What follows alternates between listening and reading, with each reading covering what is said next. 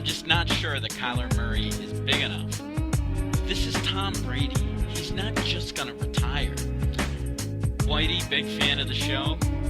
Appreciate I've got Brian Murphy to my left, making sure everything's smooth, crispy, buttery. James Harden is systematically ruining the game of basketball. He's the most overrated player. And there you are, the Chicago Bears with a open season defense. And Mitch, I'm sure Dancing with the Stars is happy to have Antonio back. If you thought you were going to get Zion, that's your bad. You are now listening to Open Season. Your host, Billy Allen. Here we go. Man, it is a Tuesday on the Open Season show. We are excited to be up in here. We don't know how long we'll be doing this. You know the number. It's 617-702-2542. If you have thoughts about COVID-19 and how it's affecting sports, I hope you use that number. 617-702-2542. Billy Allen, Open Season. Unfortunately, Justin couldn't join us. COVID-19 has everybody kind of staying at home, but we're staying here as long as we can. So say hello to him real quick. As we're talking about, should they cancel sports altogether right now for the foreseeable future? Who isn't taking COVID-19 seriously at this point? And what to do for some of these comeback plans as we get sports back into it. Would Melo have had 2 or 3 rings if Detroit drafted him? We'll be talking about that, but we start out with COVID-19 and its effect on sports. And we talk about, man, the last time we were up in here, there were still almost sports going on. It was only about like a week or so off of the cancellation of sports. Now they've really canceled everything. The NFL is really the only thing that's kind of thriving right now because they've allowed free agency to be open. They're going to have the draft open. It's almost like they're kind of cheating against the other sports. All the other sports are clamping down, but the NFL is still alive and well. And Tom Brady, it was reported that he had to sell himself a bit to Tampa Bay. We kind of wondered if there was a market for Tom Brady, and we heard a story from the general manager this week of the Tampa Bay Buccaneers saying that Tom had kind of called them up, had to sell himself on why he was a good fit with the organization. So some interesting stuff there as Tom Brady the other night was tweeting out, why am I nervous during this comeback in the Super Bowl? It's kind of like, Brady, look, we've been trying to deal with you leaving us for the last couple weeks. Don't tug at my heartstrings like that. So it's been tough with Tom Brady. As Cam Newton was released, is that the next quarterback you want to see in Foxborough? I don't know. It seems like Jarrett Stidham is going to be the guy that they're moving forward with.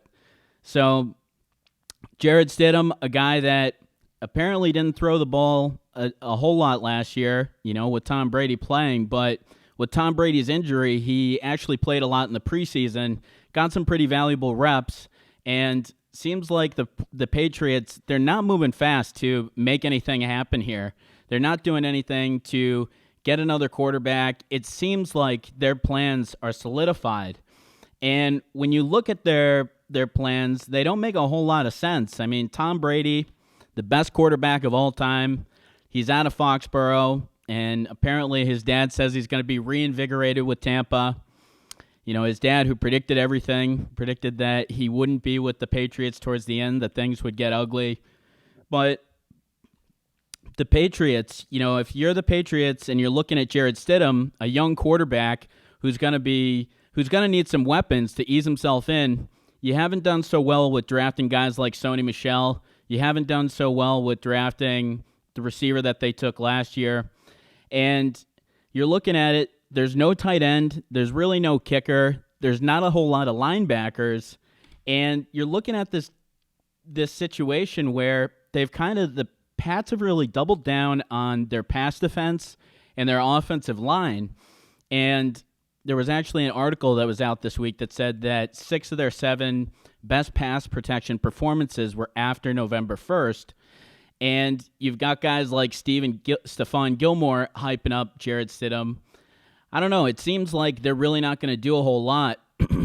Tooney, Andrews, and Shaq Mason are all top 10 guys at their position, and the Pats are paying $25 million between Mason and Tooney, and just seems like quite a lot of money to pay to the guard position, and they're really just kind of, doubling down, like I said, on this secondary and their offensive line. And there was a story about how last year Brady's weapons got hurt and how there was waning quarterback play down the stretch. I mean, did you think that Tom Brady really didn't look that great down the stretch, or do you think it was something about his weapons? Because when I watched the games last year, I felt like it was so rare that Brady's receivers would get any type of separation off the line. It was so rare. And, so obviously he missed a lot of throws, but I feel like there's only a couple quarterbacks that would have done better in this offense. There's probably guys like Aaron Rodgers, and there's guys like Pat Mahomes that probably would have done better in this offense. But I don't know who would have done a whole lot better with Brady's weapons last year. So, of course his weapons got hurt, and his quarterback play wasn't the best down the stretch, but I don't know how many quarterbacks could stand up there and give a similar performance. When you're looking at the end of it, I think Brady had like 4,200 yards, 24 touchdowns, 8 picks. It's not a lot of people who throw those types of numbers in high-octane offenses. So, it just kind of shows me how bad Brady wanted to get out of New England, because Brady had to kind of sell himself to Tampa Bay. It was almost like he was looking. He apparently, when Tampa Bay called Brady, Brady said, "You made a good decision to call." And that just kind of shows that there was a market to be had, that Brady did want to leave. They spent a phone call. I think it was like an hour and a half. They said they talked to Brady. And Brady was basically saying by the end of the phone call that Brady wanted the job, saying, "I'm a fit, throw me a life raft," because it just seemed like he was not getting along with Bill. It seems like he did everything possible to get out of Foxborough. He pulled his kids out of school. He was away from the team the second he could be. He's done everything to position himself to be away from Foxborough and to get away from Bill Belichick. He hasn't gone to off-season camps. He's done all these things that aren't traditionally Tom Brady. And, it's just amazing that Brady wanted out so bad. He hated it, that he was begging and, calling the Buccaneers and pitching to them. Why? Because everybody's talking about this offense, this Bruce Arians offense. Will Tom Brady fit into it? Will he not? I think they're obviously going to work down the offense and make sure that Brady fits into it. Typically, Bruce Arians' offense is something where you're standing in the pocket, you're throwing deep, you're taking a lot of licks, and Brady probably doesn't want to take a whole lot of hits at this age.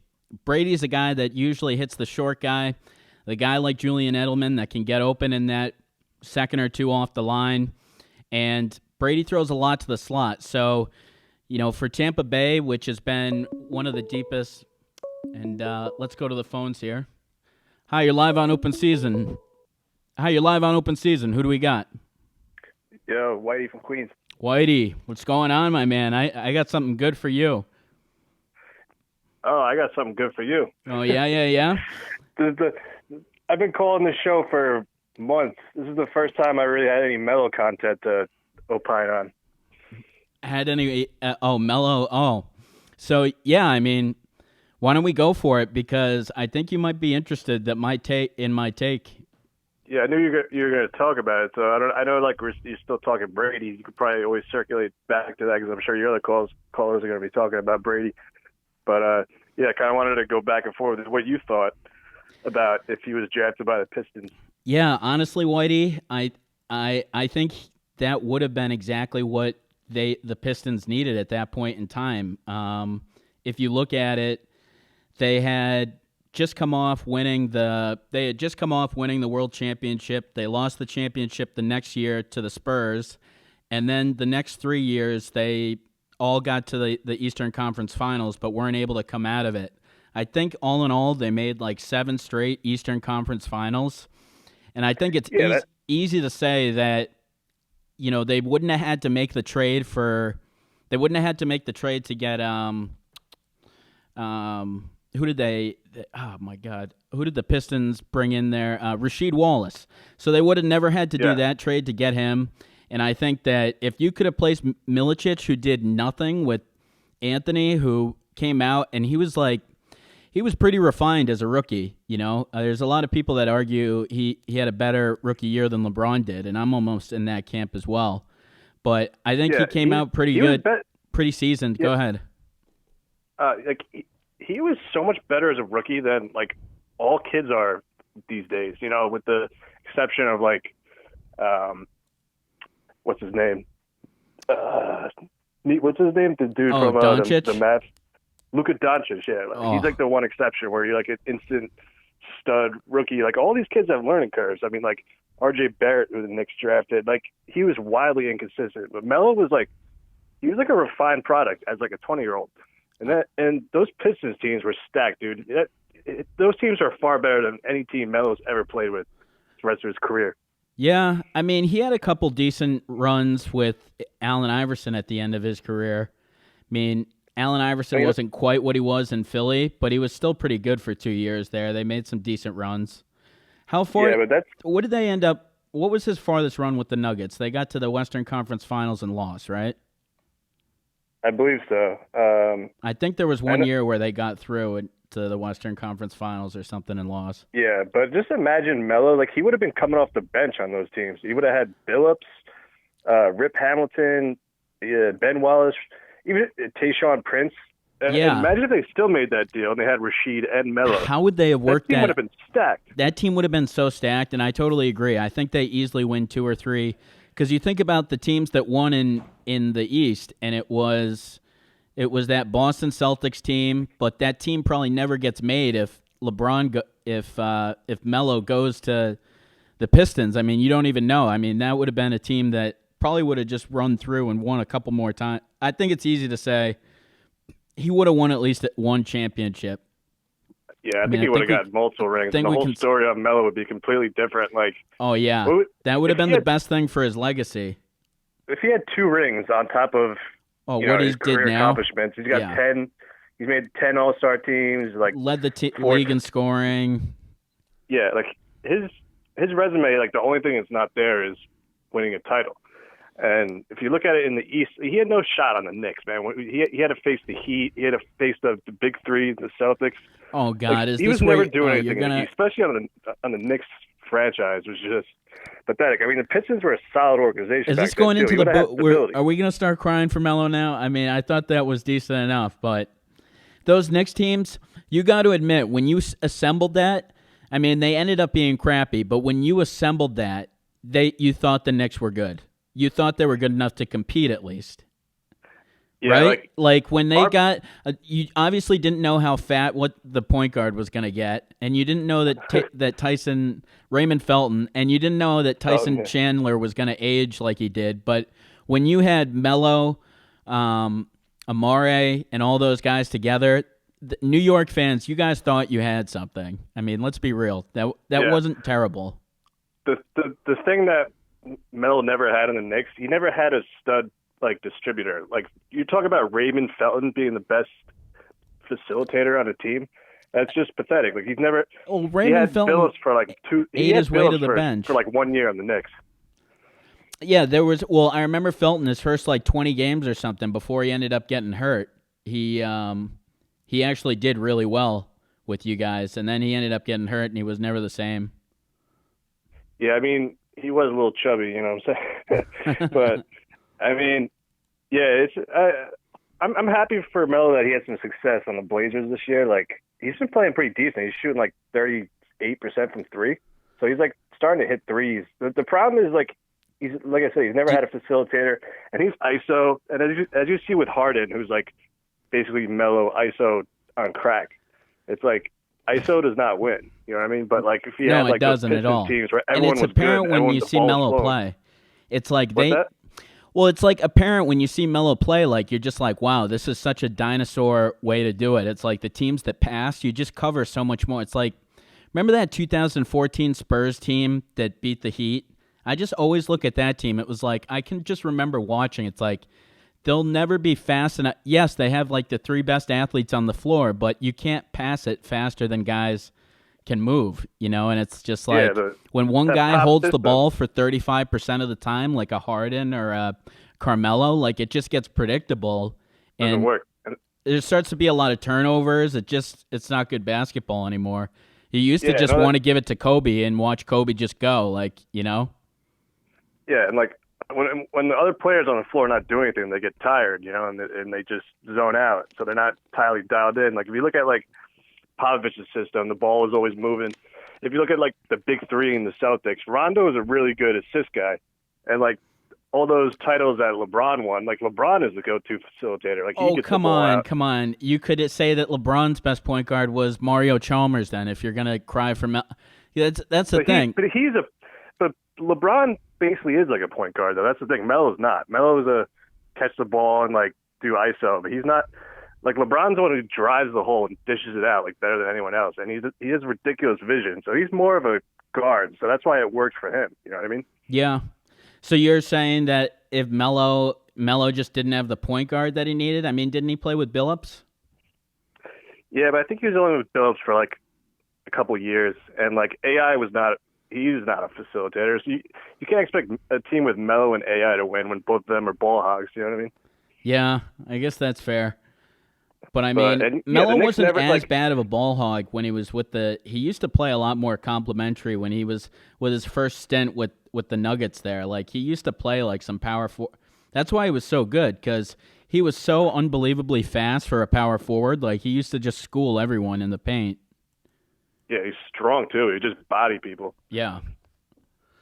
And yeah, man, it's whatever. I mean, the story's out. I mean, look at Harden; he's never going to win because that iso ball does not work. You need like the ball to move. So like, if Melo even wins one at this point in his career, will you consider it like he actually won a title? Because he'll probably be like the 4th best guy on the team if he, or maybe 5th if he were to win. Would you give him credit for the ring if he was to win one? Like, say that he was on a team. Obviously, he has to be on a team that's better than Portland was, but. Yeah, you'd give him like the credit that he won it.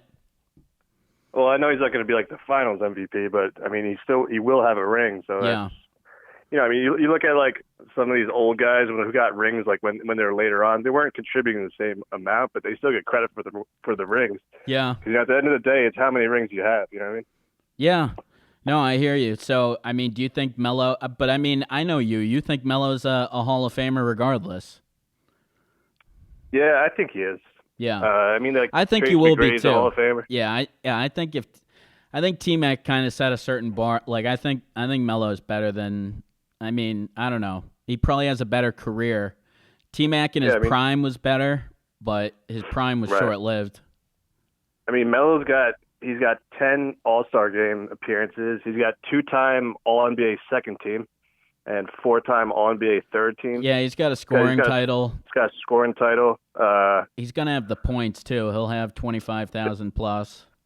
He's got, like, 3 gold medals, too. I mean, if that counts for anything. Oh, you love tossing that in, since he never won a... I bet you don't know any other players, like, the count of gold medals, but Melo, you're just ready to go. You got that right on deck. Well, he's got... Because he doesn't have a championship. NCAA Finals championship and 3 gold medals. When you have no rings, that's the second best accomplishment you can have, I guess. Yeah. Other than, like MVPs or something like that, which he doesn't have. But at the end of the day, I still think he's a Hall of Famer. I mean, as a Knicks fan, he's easily the second best New York Knick of all time after Patrick Ewing. Yeah. And he could even be better than Ewing. I mean, Ewing he never won a ring, but he had Jordan. But, I think they're both on the same level. Yeah. No, I agree. I mean, I wouldn't say that Ewing was on the same level as Jordan, but, I mean, he's as close as it could get in the 90s.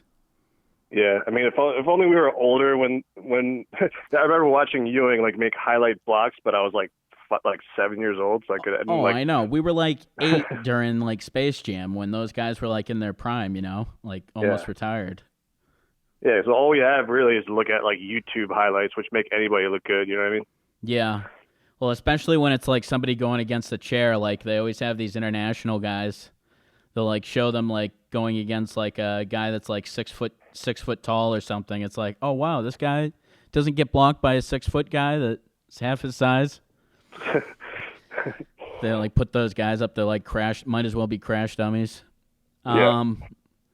So what do you think? So for the NBA, since we're on the NBA, I mean, do you think they're going to end up doing something like a round robin tournament for everything, or do you see them? I mean, what do you see if things can come back by, let's say, like July? What do you think they'll end up doing to finish out the year? I mean, the NBA is fine because they can just resume. You know what I mean? Like, let's say July, the whole thing died down. You just start the playoffs then. You know, it doesn't matter. You're playing indoors anyway. There's no weather element. Yeah. Like, with baseball is the one that's going to have trouble. Like, if you just start the season late, what are you going to do? Have games like in just like Christmas? And, like on like Christmas, 20 degrees outside? they've talked about like a plan where maybe that you would have games like up till Christmas or something. Like, it's crazy, miserable going to a game in the spring. Like, yeah, it's too cold like in April half the time. Yeah, exactly. You can't go for the first month of the season. Yeah, I mean, the only good thing I got going with baseball is that it gives Judge and Stan extra time to recover, and Paxton also. Yeah, But, well, an extra time for I'm worried Red about Sox baseball, management. but I'm not worried about the NBA at all. They'll just pick it up. They'll just start the playoffs like whenever. You know, they can do it in the summer and whenever. But Yeah. I think they'll probably just do. I think the season just effectively ended, and the playoffs will just start. Whoever's in the playoffs as of the last day. Yeah. At least that's what makes the most sense. You know what I mean? Yeah, that makes sense. I think obviously nobody wants to have to tinker things too much, but it's just going to be how much time do we ultimately miss, you know? Yeah. Well, hey, man, appreciate you picking up the line long distance. I'll catch you next week, or maybe we'll be on Zoom. How you feeling? Is everyone? I'm surprised they let you into the studio. Yeah, you know, I just We're not allowed to leave the house. We can only go out for essentials. Came with my fist raised. Yeah, no, we're essential, baby. We've been upgraded. Last week we weren't essential. Yeah. No, so we're trying to figure out how to keep it going, but we got the lights on for one night, so we're taking use of it. Sounds good, my friend. Stay safe. Quick. I just wanted your thought on Brady. What is he going to do on the Bucks next year? Yeah, I mean, I think Brady's going to be a guy that gets them to like the postseason, but at this point, the postseason isn't even anything. I mean, I think they're probably like a 10-6 team next year with Brady. I think they're obviously going to get better. They won like 7 games this year with Winston, who threw 38 turnovers or had 38 turnovers. He had like 8 fumbles too, if you look at it. So I think they're going to do something like 10-6. I don't think they're going to win the Super Bowl. I think they'll probably lose in the first or second round of the playoffs. What do you think? Yeah, I think they're in the playoffs. Yeah, it's funny because like the NFL power rankings came out the other day for ESPN, and the Buccaneers are like ahead of the Steelers. Which is crazy. See, they're like number 11 or something. Yeah, they're putting them way up there, and I don't know. I think Brady is going to have to make some adjustments in this offense. Like, obviously they're going to be good, but I don't think they're going to be any type of like 14-2 or anything like that. Yeah, I mean, he easily has the best weapons of his whole career now. You know, with Evans, Godwin, O.J. Howard, like he's going to have toys. So yeah, he is. It's interesting. I know. Yeah, we'll see. But that's a tough division too, especially now that they have Teddy Bridgewater starting games in there. Yeah, at least we get to see. Do you realize like Brady and Breeze have like basically never played each other like their whole career? Like they're going to play each other twice a year, which is going to be and now they're going to be the first 40-year-old quarterbacks to play each other, and they're going to do it twice this year. Yeah, it's going to be something special, I tell you. Yeah, and they're both at the top of their game pretty much. Yeah, I mean they're old, but they're smarter than every other quarterback because they've been in the league for so long. And they've seen everything. They throw no picks. Yeah. Oh, word. All right, man. All right, Billy, stay safe. All right, you too, my friend. Check back in with you next week if you're back in the studio. All right, sounds good, my man. All right, buddy.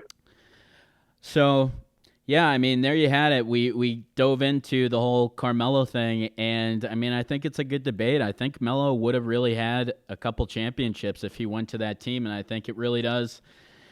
It does kind of show what happened to his career afterwards. I mean, he was never able to get on with a team. I think he had some good personnel on some of those Nuggets teams. He played with AI when he was still decent. Let's go back to the phones. You're live with Open Season. Who we got? Hey, is this Billy? It's Billy. This Adam? Hey, what's going on? How you doing, man? Hey, I'm good, man. How you doing? Yeah, as well as we can all be. Well, that's good. That's good. Glad to hear it. Hope you're staying safe. What's new, man? What's going on? What are we? Well, we were just talking. Whitey and I were talking about what Melo would have done if Detroit had drafted him, and then he was asking me kind of what my thoughts were on what Brady was going to do this year with the Bucks, since he's got some new toys. What do you think about Brady? Well, I was saying that I don't think Brady's going to do anything I don't think he's going to go 14-2 or knock it completely out of the water. I think it will be a small adjustment for him to get in with Bruce Arians' offense. And I think they'll probably go 10-6 or something. I think Brady will have a pretty good year when it's all said and done, but I don't think he's going to be like MVP. I don't think we're going to see another MVP year from him. But I mean, I think he'll be really good. I think he had a good year this year considering he had no weapons, but I still think he's a top 10 quarterback. So I think they'll be decent, but I don't think they're going to be spectacular, I guess. Like people are willing to put them up there super high. Yeah, I'm kind of with you on that. I mean, their defense was stellar, and they were able to sign Devin back. I saw they were sitting at about 10.5, I think, on the current over/under. So I think you're right on the money there with about 10 wins. Yeah. I mean, Brady's getting some nice toys. I mean, he's getting some guys that are going to pretty much put it with the class of almost the 07 offense. So it's just, yeah. I mean, he's 13 years older now. That's the thing, really. Yeah, that's true. So, I don't know what you were thinking about. The team that's really been kind of standing out to me lately, and they've been kind of building here over the last several years, is the Colts, man. Yeah. I mean, the only thing is, I think they kind of took a step back there with taking Rivers. I think he throws so many turnovers at this point in his career. Did you like that signing? See, I'm kind of with you on that. Like, I was a little unsettling to me because I thought Brissett did a pretty darn good job this past year. Getting behind the gun there, and it's only going to probably upset him, and he'll probably want out of there, and then they'll be left with rotting Rivers. But yeah. That was if you're going to make the run at Rivers, make the run at Brady. They gave him they almost I don't know, I couldn't get that. They were all sold on Phillip Rivers. Like it didn't even seem like they were in on the Brady thing. And if you're going to pay an old quarterback $25 million, you had the opportunity in Foxborough. So yeah, I mean, it's funny because even saying that, I don't even know what's going to happen to the Chargers this year. I know. They're going to be almost like my Giants. That's awful. They have to move forward with Tyrod Taylor as their starting quarterback. That's just gross. Yeah. But no, the only thing I think about the Colts is, I think their defense has really come a long way. I don't know if anybody had idea. I thought it would be interesting to see what people's thoughts were on, the over/under on that team. I think Vegas has it sitting around 7.5. You like the over? I think so. They've made some great signings. They just picked up Xavier Rhodes, and even though he wasn't quite himself last year on the Vikings, he was, Pro Bowl cornerback the year before. The talent's there. Yeah. But I think we're gonna really have to see them make some kind of signing in the free agency on the receiver end, and I think someone like maybe Geronimo Allison could be a nice asset. Yeah, I thought the Colts did a really good job last year of they easily could have thrown it in the tank. Luck gives them the notice the last second. They have to move forward with Brissett. That team easily could have said, we're going to mail it in, but they beat the Texans a couple times, right? I think they beat the Texans both times. So, I mean, yeah, they at least won one of those games against the Texans. So, I mean, you just look at them as a team that really – they're almost kind of like what the Steelers did last year. It was like the Steelers went through so much, losing all these different quarterbacks, but they still managed their way to an 8-8 year. It's definitely I definitely had a lot of respect for the season that the Colts had last year. I'll say that. Yeah, they've been picking up. I mean, they they dumped their. They also got Forrest Buckner. You know, they dumped their first round this year for Forrest Buckner, which I thought was a tremendous pickup also. Yeah, I honestly don't know enough about him. I mean, he's a terrific defensive lineman. I think he was even an All-Pro Nice lineman last year. But yeah, nice. What else have you guys been talking about here? That was. I mean, we talked a little bit about, things in Foxborough. Then, I don't know. We really we were talking about Melo for a little while. What were Whitey thoughts on Melo? Whitey kind of thinks that like he never played with a real point guard. So he was like saying that Melo would have won a couple rings with Detroit, and he said like that ruined kind of his whole career basically because he didn't get the rings that he needs, and he was kind of saying that he never played with a great facilitator. It was like Raymond Felton, and that's like the best facilitator, which is a point. But I mean, LeBron's best facilitator was like Mario Chalmers. Was like what I was saying. I mean, I don't know. No, I'm with you. There's no comparison between those two. Yeah, that's for sure. But yeah, no. We didn't really, and then we were just talking. I was asking Whitey, what he would do for the NBA, for like, say things come back in July. I was like, what would you do to kind of end the season? Would you do a round robin tournament? And Whitey said he doesn't worry about the NBA. He said you can just like pick up and go. So he's like more worried about basketball or baseball, but we didn't really talk too much about that. Baseball's definitely going to be in a challenge, I think. They have to fit these games in, and they're going to potentially be out till December, and they're going to be competing against all these other sports, and they have a 4-hour-long product. They're going to have to innovate quickly, I think, to have a chance. Yeah, what are you thinking? They're going to have like a 100-game season or something like that? I'm thinking they're going to have to unless they want to, like, scrap the entire season. I mean, I don't know. I feel like they're going to have to cut games at some point.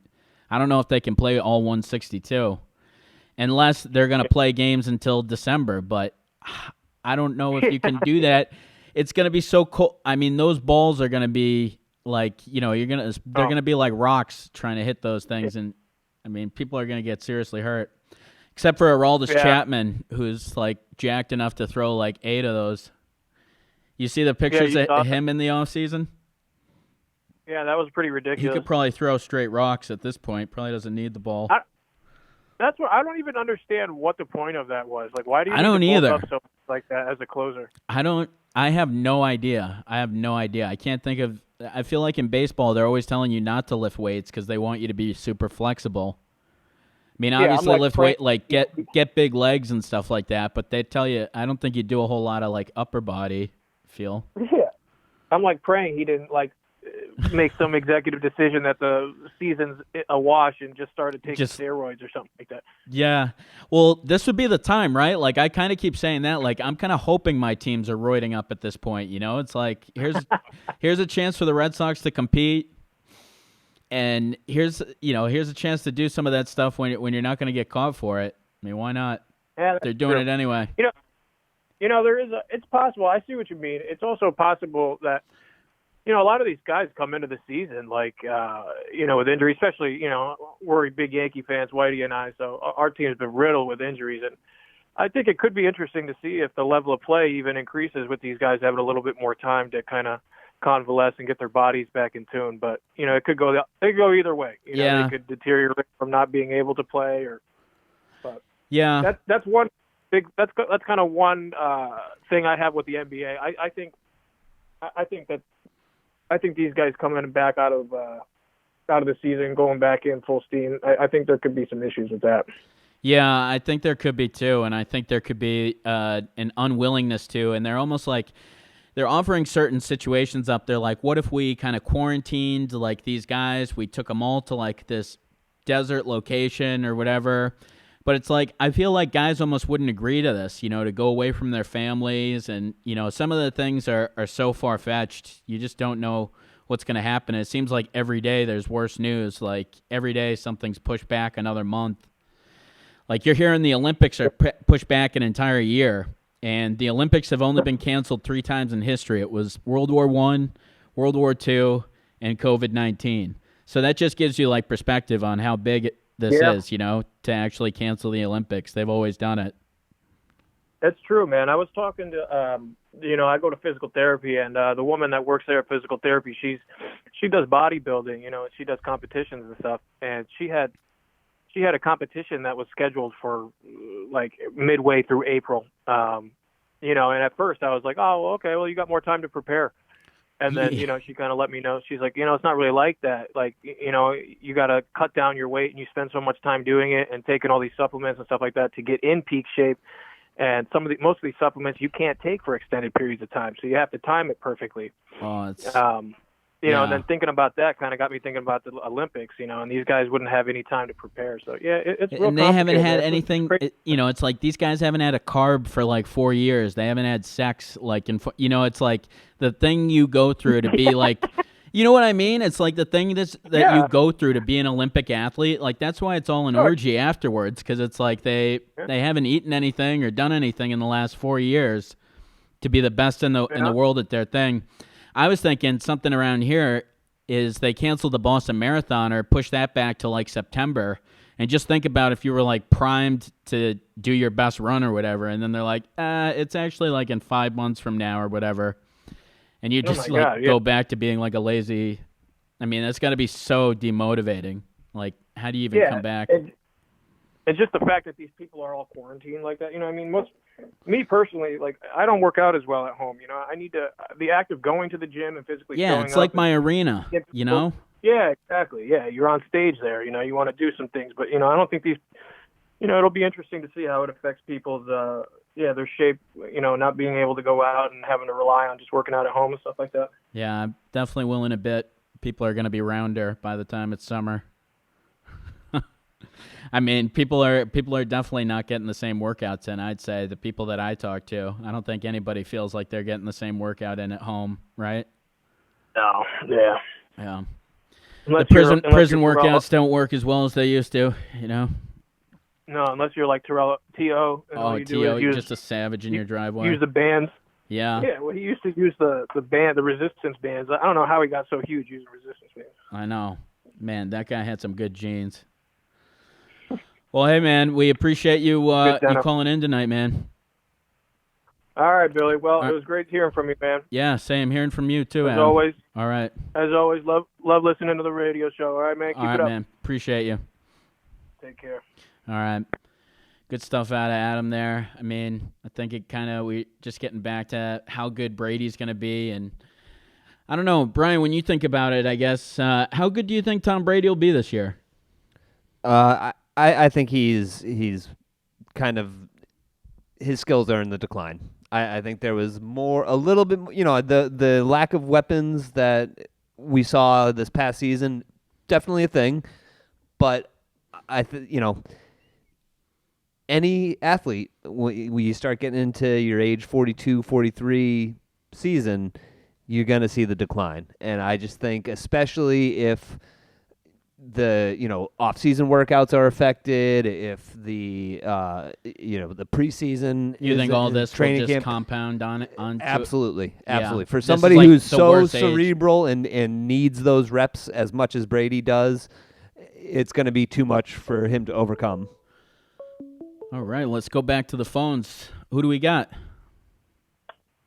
We got the co-host, Justin from Charlestown. Oh, we knew you'd be on. How you doing?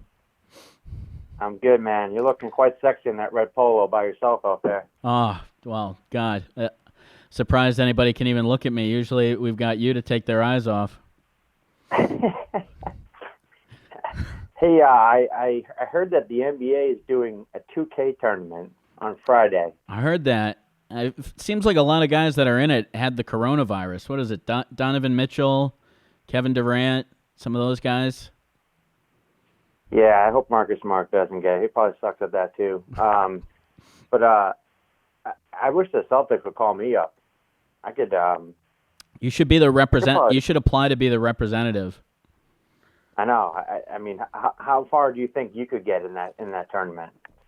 I would not get that far. We both know that. I mean, I would lie to everyone and tell them that I was good, but then we'd actually play, and I just can't hit the three like you can. I mean, Yeah, I will give it to you. You can hit the three, not many can, especially with Brooke Lopez. I mean, for God's sake.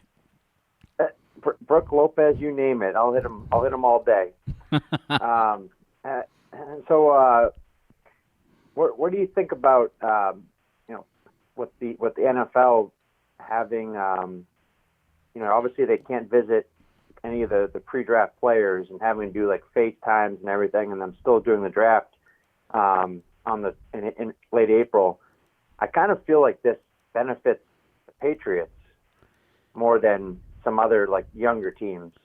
For Interesting. Belichick, I feel like this is kind of where he separates himself from some of these other GMs, like younger GMs that don't really know their way around. I feel like this might actually benefit us for once. Yeah, I mean, so you think they're going to make some good picks in the draft, basically? Well, I mean, definitely not in the second round, but any other round, maybe. Yeah, I mean, I would say they have some big needs at tight end. Obviously, they need a kicker, probably a linebacker. I don't know. I feel like Belichick, the GM, has not been that great in years past. So I think it would need to be something where he goes back to the drawing board. And I don't know. I feel like they almost need a draft where they do well through the entire thing. And I feel like, when you go back, it's probably like they get like one good guy a year. Yeah, it's been a couple rough years, especially in like the later rounds. Players that haven't really panned out, but I do think they need a couple linebackers, and I really hope they use that 23rd pick to get an outside linebacker or at least a pass rusher. And I've heard that the tight ends in this draft, like, it's not very good. So you probably could wait till like the fourth round to get a tight end. There's the receivers. There's lots of receivers you could get. I really don't want them to get one in the first round again. I would rather them wait till like the third round to get one. Do you think they'll double? Do you think they'll double down and take another one high? I would love to see it happen for Stidham. I honestly don't think that they need to do that. I really feel like defense, the linebackers is huge. They need that. Maybe another defensive lineman. I think the offensive line is pretty solid. Receivers, obviously, we need a receiver, but I really feel like this is the year you can wait. That like Deebo Samuel, I think, or he might have gone in the second round, but like DK Metcalf went late in the second round. And that draft wasn't even that good with wide receivers. This draft is loaded with them. God, I'd love to have DK Metcalf. He's like the ultimate deep threat. I know. I do think that Harry is going to have a good comeback second year. He started the year hurt, and then he's trying to get integrated to Brady's offense. Yeah, trying to learn the most complex. Yeah, exactly. And this year should be a lot easier. He spent his whole time during his rehab process catching balls from Stidham, not Brady. So. I don't know. I think he'll have a good second year. I do think a trade might happen, though, because I need to get some more cap. So yeah, they're right up on it. I've heard like maybe even Gilmore might get traded. I keep really hearing hope about that's that. Not the case. I pray to God that's not. It's like he's everything you hope for, and I hope they don't do that because I love Gilmore. I think the game against Miami was really tough. Devontae Parker abused him, and I was shocked. But, I mean, I think he was clearly – I would have to say that T.J. Watt personally was probably the defensive player of the year last year. But, I mean, Gilmore was definitely like number 2 in my mind, and obviously he won. And he's still young, too. I feel like – isn't he still – he's still younger than 30, but he's like 28 or something, right? Something. Yeah, I think he's like 28. It's just – I'd like to have him. Yeah. You probably could get a top 15 pick in the draft for him. I don't want to do it. At that price, do you do it? How far do you actually see the team going this year? Because I don't see them going past. Like, I think a great year for them this year would be like 10-6. For sure. And like, I don't know if they'll get like. I think you could even sell yourself on a good year being 8-8. Yeah, exactly, and that's with Gilmore. Right. That's what I'm saying. Like, I I don't know if Bill's thinking long term. I don't want to see it happen, but I wouldn't be shocked. And if you can get a top 10, 15 pick for him and get one of those stud receivers, then we're talking. And for future offense, and Harry would be like your fourth or third receiver. Yeah. So, yeah. I don't know. We'll see. One guy we haven't brought up is the back that they took a couple of years ago. God. What do you think? What do you think they ultimately end up doing at running back? You think they draft someone decently high this year at all, or you think they're just going to continue to roll with guys off the street like they did when they picked up Antoine Smith years ago? They've kind of just made it work. But I don't see them picking up like a great back. I mean, I feel like they have a good. It's not great, but they have good 3 running backs. I don't think. I mean, obviously, I almost don't think of James White as a running back. He's like, to me, I kind of think of him as a receiver. Rex Burkhead, I think he stay healthy. He's a good running back. That's a large F. Yeah, exactly. And obviously, what's his name? The young guy. He hasn't really panned out. JC. Could have had Nick Chubb 5 picks later, but the running backs aren't that great in this draft either. So I don't think they're going to do anything with it. I think they're going to go with what they have, and I really feel like they have to load up on linebackers and get a couple of receivers. You're going to need a tight end, but you can wait. Are you surprised that they've basically done nothing to this point? Well, they don't have any money. I think they have like $5 million in cap space. Yeah. It's because we're paying Brady 13. I think we're paying Antonio Brown between $5 to $8 million this year. Oh God. And they're not even on the team. So we're talking $20 million with the cap. The players aren't even there. And it seems like Shaq Mason and Tooney are taking up like $25 million right there. Exactly.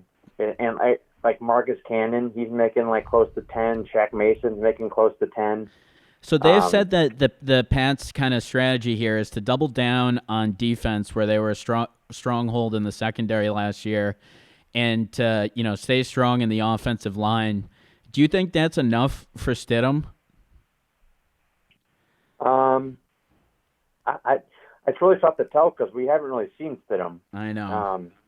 I mean, you can. It just doesn't seem like they're giving this guy a lot of. I don't think he's going to have a lot of weapons, and I'd like to see him have some more weapons. Being the guy, if they're all this confident, you hear Stephon Gilmore saying, "Yeah, he certainly was tough on me." I mean, I just don't know if it's going to be Jacoby Myers and some of these other guys that actually get open and have a better bond. But I'd like to see Stidham have some better tools at this point. Yeah, no, I agree, and it wouldn't put it past to see Edelman get traded either. I wouldn't put it past that either, but I feel like you're probably getting a third or fourth round pick for him. I mean, I'd rather see him go than Gilmore. I feel like he's on the down. He's for on sure. Like, how many more good years is Edelman going to have? Well, and if he takes one bad hit, you could just see him. I mean, I don't know. He's been hit so much. It's just that the AFC honestly isn't that great. The Texans just imploded. The Chiefs obviously are really good. Steelers are probably going to be good. The Bills are going to be good. But like outside of that, I mean, I wouldn't be surprised if we go 8-8, 10-6, and get in the playoffs, lose the first round. But for a first-year quarterback with Stidham, and then have I'd sign up for that. Million, they have $118 million in cap space next year. Yeah.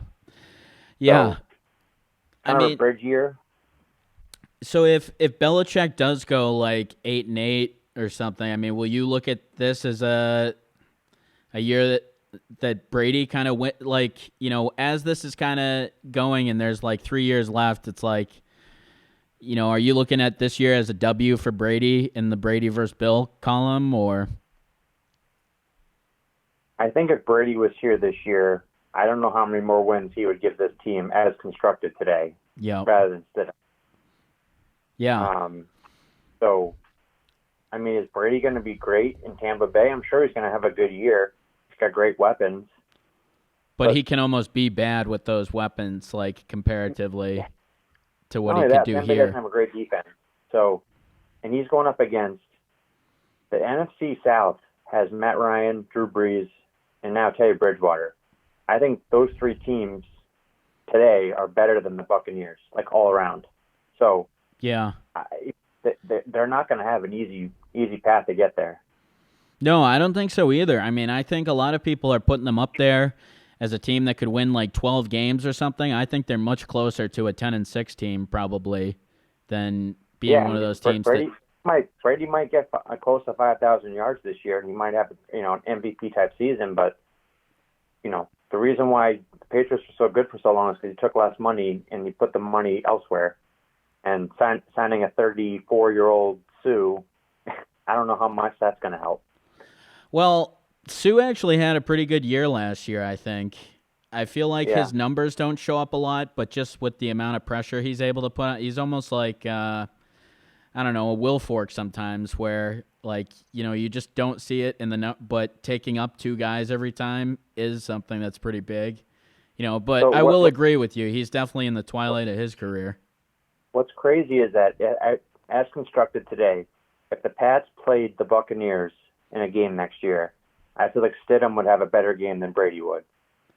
Wow. Because if you look at the Buccaneers secondary, it is garbage. And the Pats know exactly what Brady wants to do. I'm not saying Brady wouldn't have a good game. The Buccaneers defense is not good. So wow. So you think Stidham would have a better game than Brady? I mean, look at the two teams. Yeah. Patriots have a good defense. Buccaneers do not. That's why I'm saying I wouldn't be surprised if Stidham had a better game. Maybe we don't win, but I'm not saying Stidham's a better quarterback. I'm just saying, Brady would love to play the Buccaneers secondary in a game. It's awful. Yeah. So. Yeah.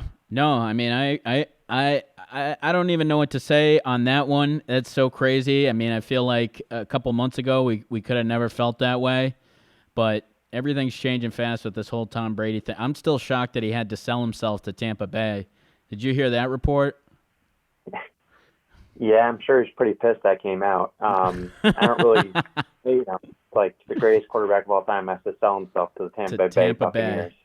The most losingest franchise of all time. I'm sure he was starting to feel it too because he thought he'd have more suitors and there weren't as many as he thought. So maybe he, or maybe that's just who he is. I mean, he's the greatest of all time, hands down, best athlete ever in Boston, and he's not here anymore and sucks. But it had to happen eventually. What did you think about him saying, "Oh, like I'm getting nervous during the game, the Super Bowl game that they played the other day"? Did you think that was weird that he was still commenting as a Patriot, or how did you feel when you saw that? No, I mean I thought it was awesome. That was the greatest game I've ever seen. I mean, I think he was joking, obviously, but I mean, I watched that game twice this weekend. There's not a lot to watch on TV anymore. So yeah, unless you go through Tiger. If you look at that game, Brady honestly wasn't even that great. Like if you watch the whole game, well, he wasn't good in like the beginning, but he wasn't that good in the second half either. He should have been intercepted like 3 or 4 times. Yeah, that's for sure. But like and then that Edelman ball. They wore them down because they had the time. They had like 3 times the time possession that the Falcons did, and their defense just got tired. Brady's best Super Bowl was the one that we didn't even win against the Eagles. Oh, I totally agree. That he was lights out. They didn't even punt in the second half, right? Well, he better get used to those types of games in Tampa because that's going to happen to him a lot. Oh, I didn't realize their defense was that bad. I guess. I mean, feel like some people were bullish on. Oh, their linebackers, yeah. But their secondary, I mean, Drew Brees is going to tear them apart. Yeah. And, so we'll see. I don't know. Hope for the best for him. I would love to. If Pats aren't in the Super Bowl, I'd love to see Brady win another one. Obviously. Yeah, me too. I'll be watching Buccaneers games this year. Oh, I will be too. Will you have the TB12 jersey? I will not be buying a Tampa Bay Buccaneers jersey. What about the cream color? No. Yeah. Can't do that for you. I'll get the old school orange one. That one looks like someone threw up on it. Oh God. Well, they're not used to being in prime time. Well, hey man, hopefully we can figure this thing out where we can get us both on Zoom or something. But appreciate you calling in. Nah. Absolutely. Hopefully we'll be on here next week. All right. Appreciate you. All right. See ya. Later. So, I mean, it's interesting. a lot of people were like, what are you going to talk about tonight? How are you possibly going to talk about anything non-coronavirus? I feel like we've actually done a decent job so far. I mean, we're really not talking about the coronavirus at all. There's still enough with Brady out there. Still enough of that corpse to nibble on. Yeah, I think in this town, Tom Brady talk will get you through, 12 months. And I was ready to go through COVID stuff, but I mean, it's just no, it's good to still talk about it. I think one of the big things for me is Bill has been through so many distractions in his past, and it's like, can he get past the distraction of no Tom Brady? Like, he's always had Brady to kind of galvanize everything. He's no longer got the greatest quarterback to bail him out. How does he deal with his personnel? How does he approach his drafts moving forward? I think there's so many interesting things there as far as Bill Belichick moving forward. You look at games like the 2006 AFC Championship game where Brady literally had nothing. He had Caldwell, and that was it. And he literally willed them to get through the playoffs and get to that Colts game, which they should have won. So you're not going to have those types of efforts. And every week it's going to be kind of, how did you do versus how did Tom do? I think it's going to be an interesting distraction for Bill. He's no longer going to be. He can point to the rings in the past, but he's always had that player that was there to kind of push it one level further. It's different when your best player, the best quarterback of all time, is the guy sending that message as well, and he doesn't have that anymore. Yeah. You got guys like Devin McCourty that toe the company line, but I think people know that they're they're. Well, and I think the clean slate for Belichick was really kind of started at the end of last season. It went out with a whimper, and I think he's going to be able to push a little harder, I think, given that the end to last season was so disappointing. And that's not going to be for everybody, for sure. But he's still Bill Belichick, and they're going to have a huge rookie class, right? They have something like 10 picks or something, so they're going to have a lot of fresh blood. A lot of fresh blood. So I do agree, I think, with something that Justin mentioned. They probably would have been a 10-6 team even with Brady. Yeah. No, and I can agree on that too. I don't think they would have been anything. I think there's a lot of holes on this team to fix. I mean, clearly at linebacker, clearly they don't have a wide receiver that, you feel okay about Edelman, but he's a hit or two away from not being okay. And then after that, you're dealing with, what's his face? N'Keal Harry. Yeah. And then Jacoby Myers, for me, the games I watched, I felt like he didn't get a whole lot of separation. So it's like a nice story and everything. It's great that he's a 6th-round pick. I respect the hell out of the guy, but he's just not that. You can see in an instant N'Keal Harry versus him. Right. It was like instantly, this is the guy we got to get the ball to. Even if he sucks, we got to try to get the ball over there. Yeah. And then Brady would hardly even look Myers his way. Right. And then everybody's like, why won't he? And it's like he's not open. He's not good. Yeah, he's just not a good receiver. Doesn't get open. So Belichick no longer has the greatest quarterback ever to bail him out, and that'll be something that we'll have to see because there's so many times I feel like where Belichick has made a coaching blunder, but you've never noticed it because these coaching blunders – when you win, when you hit the field goal at the end, when whatever happens, Brady comes back 28-3, you forget about all these things. So it'll be interesting when Bill makes a decision that costs them a game. And how does everybody react to it? Will Bill lose some of his luster? Do players start to second guess a little bit just as it's just going to be interesting to see how this thing kind of boils down with Belichick because he stands to lose a lot if he doesn't pick the right quarterback. Mm-hmm.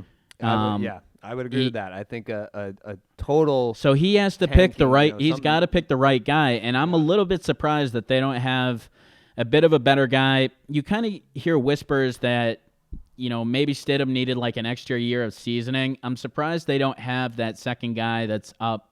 Pushing him, a Cam, Mariota, whatever. You just heard whispers of those types of guys coming in, and they haven't done anything like that. I don't see them doing anything like that in the foreseeable future. I think, if anything, it's likely they bring on like another scrub. Like, I don't think they're bringing in a Cam Newton. Unless you get these guys at the absolute if Cam Newton wanted to sign a 1-year prove-it deal, I'm sure they would do it. Yeah. But plus, too, isn't Deshaun Watson a free agent next year? Yeah, that's the thing. The Vegas odds have the Patriots as like the top team to get Deshaun Watson. I think that's Bill's play. I think that's what he wants. He's going to go. He's going to ride with Stidham, and like you said, if he could get Cam Newton on a 1-year deal. But I think his long-term play he just knows that Bill O'Brien is dumb enough to cough him up in a year? For sure, there are unknowns around that, but I can see Belichick doing whatever he can this year to position himself for a Deshaun Watson free agency. See, and that would be so cool because Belichick's never had that mobile quarterback, that mobile element, and he's lost a lot to guys that have that mobile element. Yep. When you look at Lamar Jackson, or there's plenty of guys that any guy that can run for 40 yards is usually someone that the Pats are going to have a little bit of trouble with. Josh Allen. I think Cam's even turned in a good performance or two against the Pats. Yeah, but, beat them. But yeah, I mean, so Bill with a quarterback that can run, a guy that he's never had that element with, I mean, I'd like to see that. But that's going to do it for us this week here on Open Season. No, it was a time that we threw at you at the last minute, so appreciate you tuning in, and we'll see what we've got to do for next week for a contingency strategy as we move forward with COVID-19 here. But we appreciate you tuning in, and for Brian, I'm Billy, and we'll hopefully catch you next week. Take care. Stay safe.